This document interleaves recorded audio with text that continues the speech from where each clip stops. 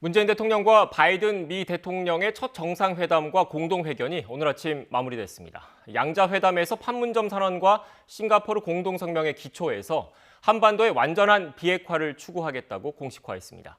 회담의 핵심 의제였던 대북 정책과 백신 협력 부분의 주요 내용 등을 진단해 보겠습니다. 박원권 이화여대 북한어학과 교수, 이호령 한국국방연구원 연구위원 자리하셨습니다. 안녕하세요. 네, 안녕하세요. 네, 안녕하세요.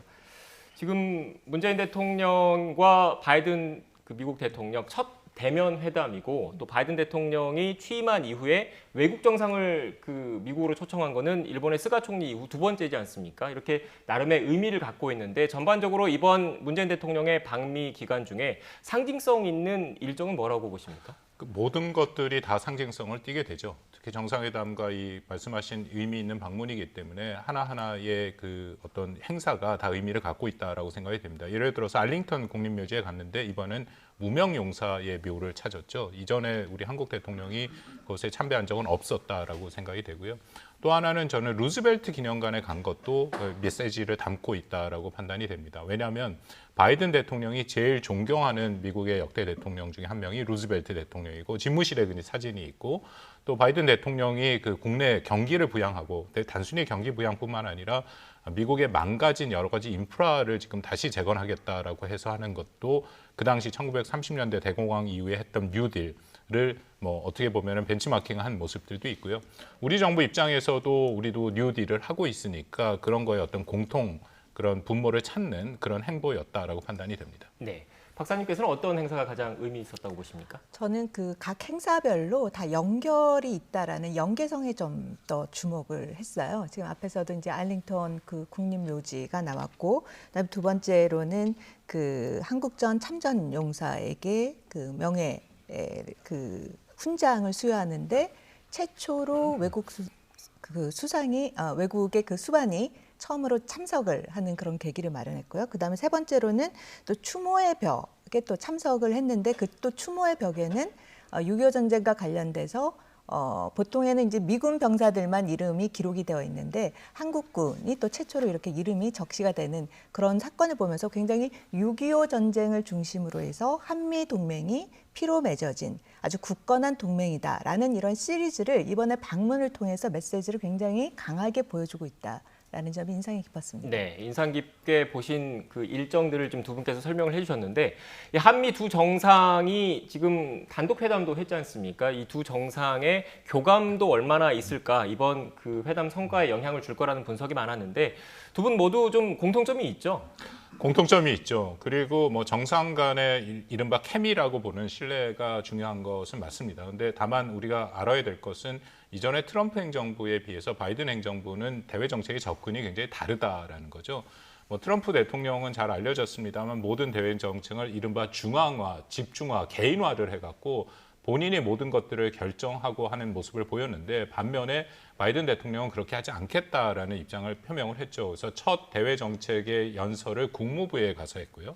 국무부에서 국무부의 기능을 다시 살리겠다. 모든 것들을 전문성을 가진 관료들한테 맡기겠다 하면서 임명한 국무부 장관이 사실상 바이든 대통령의 복심이라고 불리는 토니 블링컨 장관을 임명을 했고요. 그렇다면은 당연히 정상 간의 그런 일종의 신뢰를 통해서 중요한 문제는 돌파를 해야지만 기본적으로 바이든의 앞으로 4년 동안은 실무 그리고 굉장히 전문성 있는 관료들에 의해서 차근차근 만들어질 가능성이 높다. 그러니까 우리도 그런 면을 충분히 저는 정부가 이해를 하고 있다라고 생각이 됩니다. 이전에 청와대와 이 백악관의 집중적인 소통보다는 관련 부처 간의 그런 소통이 더 중요하다라는 것을 이해하고 그렇게 접근하는 것이 중요하다고 생각합니다. 네. 그리고 사전에 공지가 없었는데 두 정상이 점심 식사를 같이 한 걸로 지금 알려지고 있습니다. 어떤 의미가 있을까요? 글쎄요. 이전에 스가 총리와의 정상회담에서는 이제 햄버거의 이야기가 나와서 그런지 이번에는 우리가 정상회담과 관련돼서 일단 동맹의 강한 우리가 보통 식구라는 거를 굉장히 강조를 하잖아요. 같이 먹는 그러한 모습을 통해서 다양한 이야기를 진솔한 이야기를 나눌 수 있는 그런 공간을 어떻게 보면 상징적으로 만들어내고자 한 것이 그러한 점심 식사를 통해서 보여주는 그런 하나의 상징적인 측면이 아닐까라는 생각이 듭니다. 네, 알겠습니다. 이번 한미 정상회담 그리고 문재인 대통령의 방미 기간 주요 일정 등에 대한 전반적인 평가 두 분 전문가분들의 의견을 들었고 본격적으로 한미 정상회담의 성과를 분야별로 차근차근 짚어보겠습니다. 일단 오늘 우리 시각으로 오늘 아침에 오늘 오전에 두 정상이 공동 기자회견을 했는데 관련된 녹취부터 듣고 오겠습니다. 양국이 함께 이루어야 할 가장 시급한 공동과제는 한반도의 완전한 비핵화와 항구적 평화입니다. 싱가포르 공동성명 등 과거 합의를 토대로 현실적이고 실용적인 접근을 통해 북한과의 외교를 모색하겠다는 바이든 정부의 대북 정책 방향을 환영합니다. I agree with what the President just said. Our goal is and remains complete denuclearization of the Korean Peninsula. We want to make practical progress and increase security in the United States for the United States and our allies. 네, 우선 대북 정책과 관련해서 짚어봐야 할 것 같은데 두 분 모두 오늘 그 한미 정상의 그런 공동성명 전문을 보셨습니까? 예, 봤습니다. 네, 저도 지금 전문을 뽑아가지고 왔는데 일단 주목할 부분이 2018년에 남북 정상 간의 판문점 선언 그리고 트럼프 전 대통령과 김정은 위원장 간의 싱가포르 그 성명이 있었지 않습니까? 그것에 대해서 기초한이라는 단어가 들어가 있어요. 이 기초한이라는 게 어떤 의미로 봐야 될지가 좀 궁금하거든요. 사실 바이든 행정부 같은 경우에는 취임 이후에 어떻게 보면 트럼프 전 대통령 당시에 정책 지우기에 적극적으로 나서고 있었지 않습니까? 이 기초한, 싱가포르 성명 그리고 판문점 선언을 기초한다는 이 의미가 단순히 우리 정부를 배려한 그 존중의 의미인지 아니면 계승의 의미인지가 사실 궁금한데 교수님께서는 어떻게 보십니까? 그런 해석을 다 열어놓은 거죠. 그러니까 보면은 앞부분에 공동성명 등이라고 또 돼 있습니다. 그리고 이전에 커트 캠블 NSC 인도태평양 담당 조정관이 그 인터뷰를 통해서 그때도 싱가포르 합의를 얘기했는데 싱가포르 합의와 여러 북미 간에 했던 합의에 다 준거해서 하겠다라고 얘기를 하고 있거든요. 이것은 일종의 유연성을 갖겠다라고 얘기를 하고 있습니다. 왜냐하면 바이든 행정부가 또 밝힌 것 중에 하나가 최대한의 유연성이라는 얘기를 하고 있거든요. 그렇기 때문에 일부러 이런 표현들이 들어갔다. 공동성명의 표현 하나하나는 단어를 굉장히 민감하게 잘 조정을 하죠. 그렇죠. 그래서 여러 가지 의미, 중의적인 의미를 포함해서 갈 수 있다라고 하는 부분인데요. 방금 말씀하신 것처럼 계승이냐 존중이냐는 각각의 또 필요에 따라서 상황에 따라서 충분히 해석할 수 있는 여지를 열어놨다. 저는 그렇게 생각합니다. 네, 박사님께서는 어떻게 보십니까? 네, 기본적으로 계승, 존중 뭐 다 좋은데요. 기본적으로 우리가 판문점 그 회담이라든지 그다음에 싱가포르 합의문이라든지 보면은 내용이 두 가지가 다 공통점이 있어요. 그 두 가지 공통점이 뭐냐면 하나는 남북관계 발전이고 하나는 북미관계 발전이고 그다음 두 번째 공통되는 게 한반도 비핵화고 그다음 세 번째가 한반도 평화체제 구축인 거죠. 이 세 가지는 기본적으로 한반도가 평화롭고 안정적으로 발전되기 위해서는 이 기본이 다 베이스로 깔려져 있어야 되는 거죠. 그런 측면에서 기존의 모든 합의들이 다 어디에 다 초점을 맞췄냐. 지금 방금 말씀드린 이 세 가지 사항에 다 초점을 맞춰서 합의들이 해왔었던 거죠. 그래서 그런 측면에서 봤을 때 굉장히 기본적인 원칙에 대해서 한미가 모두 공감을 하고 그리고 또 2018년에 이런 합의한 사항을 워딩으로 직접적으로 넣었다라는 거는 그만큼 한반도 문제에 대해서 한국 정부의 참여라든지 협의라든지 이런 부분을 존중을 하겠다라는 점을 좀 강조한 부분이 아닌가라는 생각이 듭니다. 네, 일단 두 분의 이런 오늘 전문에 들어간 단어 하나의 의미에 대해서 각각의 해석을 좀 내려주셨고 또 앞서 박사님께서 언급하신 내용 중에 한반도 비핵화라는 표현이 있습니다. 또 이 한반도 비핵화냐, 북한 비핵화냐 이것에 따라서 또 의미가 다르지 않습니까? 그런데 지금 한반도 비핵화라는 것은 북한 입장에서는 사실 싫어하는 그 문구인 거잖아요. 그런데 한반도 비핵화라는 표현이 들어갔다는 것 어떻게 해석해야 될까요? 바이든 행정부가 출범 초기에 최근까지 정책 검토를 하면서 공식적으로 썼던 것은 북한 비핵화입니다. 그렇죠. 그러니까 예를 들어서 지난 쿼드 정상회의, 화상회의 이후에 나온 공동성명도 그랬고요. 미일 간에 있었던 2+2 회의, 정상회담까지도 다 북한 비핵화라는 표현이 썼죠. 근데 지난 5월 2일 날 북한이 굉장히 거칠게 담화가 나오고 그 바로 다음 3일 날 토니 블링컨 장관이 기자회견 중에 이제 북한에 대한 정책 검토를 얘기를 하면서 그때부터 이제 북한 비핵화 대신에 한반도 비핵화. 물론 그 전에 젠사키 대변인이 또 한반도 비핵화라는 표현을 쓰긴 했습니다. 근데 그렇게 해서 전체적으로 지금 굳어져서 뭐 가장 중요한 이 공동 성명에는 다시 한번 한반도 비핵화라는 표현이 들어간 거고요. 그것은 아까 말씀드린 싱가포르 합의랑도 다 연계가 돼 있죠. 왜냐하면 싱가포르 합의에 한반도 비핵화라는 표현이 돼 있습니다. 이 바이든 팀이 한반도 비핵화와 북한 비핵화의 차이를 아주 명확히 잘 알고 있죠. 그래서 한반도 비핵화라는 것은 북한에 대한만 핵 비핵화하는 것이 아니라 상응 조치, 뭐 일부에서는 그 상응 조치의 끝은 결국은 주한미군 철수까지도 포함된다라고 읽을 여지가 있는데 이제 그런 부분들을 포함해서 얘기를 했다라는 것은 그만큼 북한한테는 어떻게 보면 유화적인 제스처고 특히 이 북한 한반도 비핵화라는 거를 기반으로 하는 싱가포르 합의는 지난 1월 달 북한에 있었던 8차 당대회에서 김정은이 스스로 거기에 대해서 의미를 부여한 게 있었거든요. 그러니까 그거를 인정한다. 그렇기 때문에 대화를 하자라는 의미가 있고 조금 전에 우리 이 자료 화면에 봤습니다만 이 바이든 대통령이 한반도 비핵화를 얘기를 하면서 약간 머뭇거리는 그런 표현도 있었거든요. 그 전에 북한 비핵화라는 표현을 썼기 때문에 아마 이것은 당연히 의도된 부분이 있다라고 저는 생각을 합니다. 네. 일단 이렇게 두 분의 말씀을 좀 종합을 해보면 결국 어느 정도 유연성을 보이기 위해서 한미 두 양국이 그 접점을 모색한 측면이 있다라는 얘기인 것 같은데 이제 관건은 북한이 여기에 대해서 호응할 건지 여부거든요. 어떻게 보십니까? 근데 보면 전문의 내용들을 이렇게 쭉 보면은 북한이 호응을 과연 할까에 대해 이제 퀘스천이 드는 부분들이 여러 가지가 있는 거죠. 어떤 부분인가요? 지금 한반도 비핵화라고 이야기는 했지만 앞에서도 그 바이든 대통령이 표현할 때 한반도의 완전한 비핵화 또 컴플리트라는 단어를 또 썼죠. 그다음에 전문의 내용을 보면은 북한이 지금 굉장히 예민하게 반응하는 것 중에 하나가 인권 문제인데 거기에도 보면 북한의 인권 문제, 인권 상황에 대해서 한미가 같이 협력을 하기로 했다라는 부분이 또 내용에 들어가 있고요.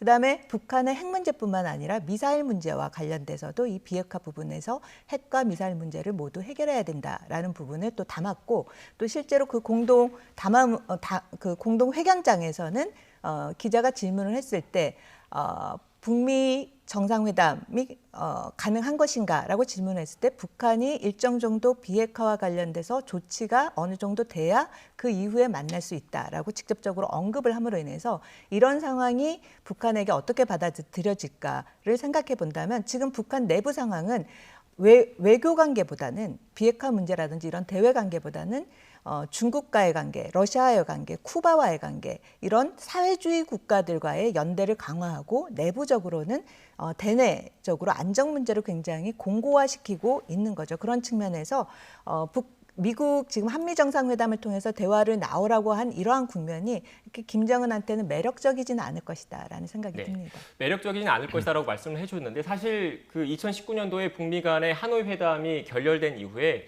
계속 북한이 어떻게 보면 대화의 전제 조건의 수위를 높였지 않습니까? 그리고 지난 1월 달에 8차 당대회에서는 강대강, 선대선의 원칙을 내세우면서 사실상 그 북한에 대한 대북 제재를 먼저 철회를 하는 것을 대화의 전제 조건으로 내걸었단 말이죠. 그런데 오늘 이 공동 성명에는 그것과 관련된 내용은 좀 없었던 측면이 있는데 그래서 좀 접점을 찾기가 쉽지 않을 것 같다. 이렇게 분석해도 되는 겁니까? 뭐 그렇습니다. 북한은 그 말씀하신 2019년 2월 이후에부터 그리고 본격화한 것은 10월 달 마지막 북미의 실무회담이 있었던 스톡홀름 회담에서 그 김명길이 아주 명확하게 적대시 정책을 선제적으로 미국이 철회해야 그래야 그 회담장에 나오겠다라고 얘기를 했고요. 그 적대시 정책을 두 가지를 얘기했습니다. 하나는 발전권이었고 또 하나는 생존권인데요. 발전권이라는 것은 말 그대로 북한이 발전하기 위해서는 제재를 다 철회해야 된다는 것이고 생존권은 연합훈련과 전략자산 전개, 그 더 나가서는 주한미군 철수까지도 포함이 됩니다. 근데 문제는 북한이 그 입장을 바꾸지 않았다는 거죠. 지금 말씀하신 1월달 8차 당대회까지도 그리고 가장 최근에 나온 담화까지도 계속 그 얘기를 하고 있다는 거거든요. 그러면 과연 지금 한미 정상회담에서 제 판단에는 할 수 있는 최대치는 일단 보여줬습니다. 보여줄 수 있는 거는요. 왜냐하면 나머지 부분에 대해서도 한미가 준비한 것들이 있는데 그거는 협상이 이루어지지 않은 상황에서 선제적으로 보여줄 수 없는 것들이죠. 그래서 아까 말씀드린 일종의 뭐 최대치의 유연성, 이거는 마치 트럼프 대통령 때 최대 압박이랑은 반대편에 서 있는 그런 의미를 계속 강조를 하고 있고 그래서 북한으로 하여금 일단 나와라 얘기를 했더니 그런 설명 자리에 나오는 것을 일단 북한이 접수했다라고 얘기를 하지 않습니까? 근데 관건은 뭐 많은 사람들 저도 뭐 포함이 됩니다만 이번 한미 정상회담에 나오는 여러 가지 모습을 보고 결국 북한이 결정을 할 것이다. 근데 과연 지금 나온 거 우리 이호령 박사 얘기한 것처럼 이 정도 수준으로 북한이 만족할 수 있을 것이냐라는 것에 대해서는 좀 두고 봐야긴 하겠지만 그렇게 쉬워 보이지는 않습니다. 네. 일단 관건은 북한이 어떤 반응을 내놓을지 여부인데 조만간 북한도 아마 반응이 나오지 않을까 싶습니다. 추후 경과를 좀 지켜봐야 할 것 같고요. 주제를 좀 또 바꿔보겠습니다. 오늘 그 한미 정상회담 결과 내용을 보면 또 한미 미사일 지침과 관련된 중요한 그 언급이 있었습니다. 관련된 녹취를 먼저 듣고 오겠습니다. 기쁜 마음으로 미사일 지침 종료 사실을 전합니다. 바이든 행정부 출범 초기 한미 방위비 협정 타결과 더불어 한미 동맹의 굳건함을 대외적으로 과시하는 상징적이고 실질적인 조치입니다. 네, 박사님, 우리나라가 미사일 주권을 회복했다 이런 의미로 봐도 되는 겁니까?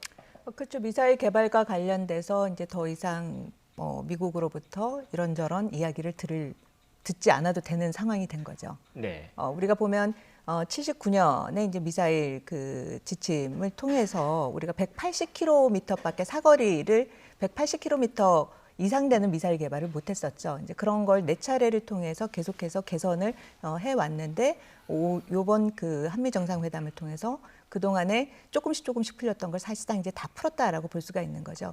그것도 결국에는 북한의 핵과 미사일 문제에 따라서 그동안의 미사일 개정도 점차적으로 이뤄져 왔었던 거죠. 300km로 연장이 됐다가 사거리가 그다음에 800km로 연장됐다가 이제는 사거리와 관련된 그 제한이 없어진 거고, 그다음 탄두 중량과 관련돼서도 500kg로 제한됐다가 그다음에 탄두도 무게에 대한 제한이 없어졌죠.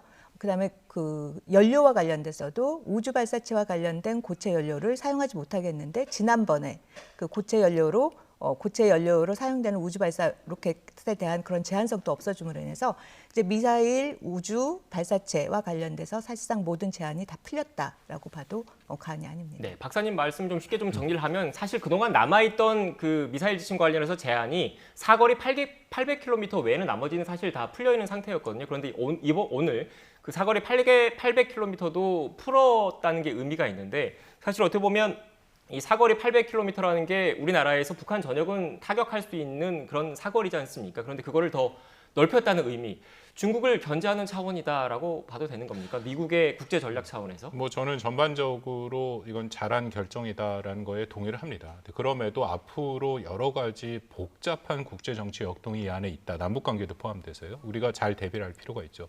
말씀하신 것처럼 800km로 우리가 이제 문재인 정부 들어서서 개정을 했는데 800km와 더불어서 탄두 중량의 제한을 없앴습니다. 근데 이게 그렇다면 미사일이 이른바 트레이드 오프 방식이라는 게 있기 때문에 탄두 중량을 낮추면 이 사거리를 늘릴 수 있거든요. 근데 800km라는 걸 그럼에도 남겨둔 것은 말씀하신 것처럼 딱 한반도를 기준으로 한 사정권으로 유지를 하겠다. 근데 사실상은 그 이상, 2배 이상도 가능한 그런 이 개정이 되긴 했었습니다. 그건 맞습니다. 근데 이번에 그 800km라는 일종의 상징성도 없앴다라는 것은 중국 입장에서 보면은 이거는 당연히 우리가 그 다음부터는 800km 이상의 탄도미사일을 개발하겠다라는 의지를 밝힌 거나 마찬가지이기 때문에 불편해할 수밖에 없는 거고요. 또 하나는 미국의 입장에서 뭐 한국이 먼저 저는 제안을 했다 생각을 하고 이것을 뭐 충분히 수용을 하고 한 이유 중에 하나는 미국이 이 지역에 미사일 망을 만들려고 하는 것입니다. 특히 INF 조약을 폐기를 했지 않습니까? 트럼프 행정부가 그것은 준거리 핵 전력 협정을 폐기를 한 건데 그 의도 중에 하나가 사실상은 중국을 견제하는 중거리 미사일을 이 인도태평양 영내에 배치를 하겠다라고 하는 것이었죠. 근데 문제는 미국이 그것을 생산해서 배치를 하려 해도 한국이나 일본이나 필리핀 같이 그런 국가들이 다 반대를 합니다. 당연히 중국이 거기에 대해서 반발을 하기 때문에 쉽지 않고 1970년대 유럽에도 비슷한 상황이 있었고요. 그게 이 반미 운동과 반전 운동으로 이어졌거든요. 근데 미국의 입장에서는 그렇다면은 차라리 한국같이 능력 있는 국가한테 미사일 제한을 풀어줌으로써 미사일 능력을 확충하고 그것을 나중에 동맹 차원에서 미사일 망으로 쓰는 것이 유리하다라는 판단을 했을 가능성이 매우 높습니다. 그러면 앞으로 이것은 중국에 대한 견제이기 때문에 우리가 어떻게 해야 될 것이냐 그러고요. 또 하나는 저는 북한이 이것에 대해서 반발할 가능성이 있죠. 왜냐하면 북한도 계속 미사일을 개발을 하고 있고 그 미사일의 사거리를 계속 넓히고 있고 우리가 800km를 뺐다면 사실상은 대륙간 탄도미사일까지도 가능하죠. 물론 북한과 우리의 큰 차이는 북한은 핵을 갖고 있기 때문에 유엔 국제법에 의해서 미사일 개발이 안 되는 것은 분명합니다만 북한의 입장에서는 이것에 대한 반발을 할 가능성이 있고 9.19 군사합의 이후에 어떻게든 남북 간의 군축을 하려 하는데 이게 또 걸림돌이 될 가능성도 있거든요. 그러니까 이런 부분들에 대해서 정부가 잘 대응할 필요가 있다고 생각합니다. 네. 박사님 마지막으로 이번 그 한미 정상회담에서 백신과 관련돼서도 주목을 많이 끌었었는데 이번에 그 미국의 대한국 백신 지원 계획과 관련해서는 한국군 장병에 대한 지원 외에 따로 구체적인 언급은 없었거든요. 어떤 의미로 받아들여야 되겠습니까? 그 앞에서도 제가 맨 처음에 모두에서 네. 말씀드렸듯이 모든 게 굉장히 한미 동맹, 6.25 전쟁에 모든 게 다 초점이 맞춰져 있다 그랬잖아요. 결국엔 이제 마지막 백신도 한국군 장병에 대해서만 일단 거기에 대해서는 원활하게 수급을 해준다. 근데 이건 뭐와 관련이 되어 있냐? 한반도 평화와 안전을 지키는 데 있어서 하나가 외교의 축이라면 또 하나는 억지인 거죠. 억지력을 강화해 나가는 데 있어서 주요 그거를 담당하는 사람들이 이 코로나 문제로부터 자유로워져야지만이 사실상 억제 체제도 강화가 될 수 있는 거죠. 그런 측면에서 굉장히 상징적인 측면이 있다. 그러면서 성의를 보이면서 또 하나는 백신과 관련돼서 공동 생산이라든지 연구 협력이라든지 이런 부분을 또 하나 패키지로 만들어 준 거죠. 네. 박사님 마지막으로 그렇다면 지금 한반도 정세가 그 어떻게 보면 이 한미 동맹과 억제책에 대한 큰 틀에서 이번 정상회담 일정이 짜였다고 하던데 앞으로 우리 정부 같은 경우에는 어떻게 대북 정책을 짜야 되겠습니까? 대북 정책에 우리가 할 수 있는 한미 간의 공조는 상당 부분 이루어졌다라고 생각이 되고요. 이제 문제는 북한이 어떻게 하는지를 일단 우선적으로 우리는 기다려야 될 필요는 있다. 아까도 말씀드린 것처럼 한국과 미국이 할 수 있는 최대치는 지금 보여줬다라고 생각이 됩니다. 물론 이 안에 구체적인 협상 안에 조금 더 북한이 원하는 것들이 담겨질 가능성은 있지만 현재 상황에서 북한이 대화에 나오지 않는 수준에서는 최대치이기 때문에 북한의 반응을 일단 우선 기다리는 게 중요하고요. 그리고 아까 우리 처음 모두에서 얘기한 것처럼 싱가포르 합의라든지 판문점에 대해서 앞으로 한미 간의 해석이 좀 차이가 날 가능성이 있습니다. 한국 입장에서는 이 판문점 선언을 활용해서 어떻게든지 남북 합작 사업이나 그런 또 경제 제재의 유예나 면제를 또 미국한테 요청할 가능성이 있는데 미국은 제가 알기로는 현재는 그럴 생각이 없거든요. 이제 그런 부분들에 대한 공조도 계속 이어갈 필요가 있다고 생각합니다. 네, 지금 이런 제재 문제를 말씀하셨는데 그래서 추가적으로 질문 하나 좀 드릴게요. 어떻게 보면 그 트럼프 행정부 때 이 제재 문제와 관련해서 한미 간의 워킹 그룹에서 그러니까 우리나라 같은 경우에는 어떻게 보면 좀 남북 간의 경제적인 지원 문제, 경제적인 사업을 좀 하고 있는데 이 워킹 그룹을 통해서 유엔 그 대북 제재에 어긋난다 이런 지적들이 많이 나와서 번번이 좀 좌초된 그런 적도 좀 있었거든요. 여기에 대해서는 어떻게 보십니까?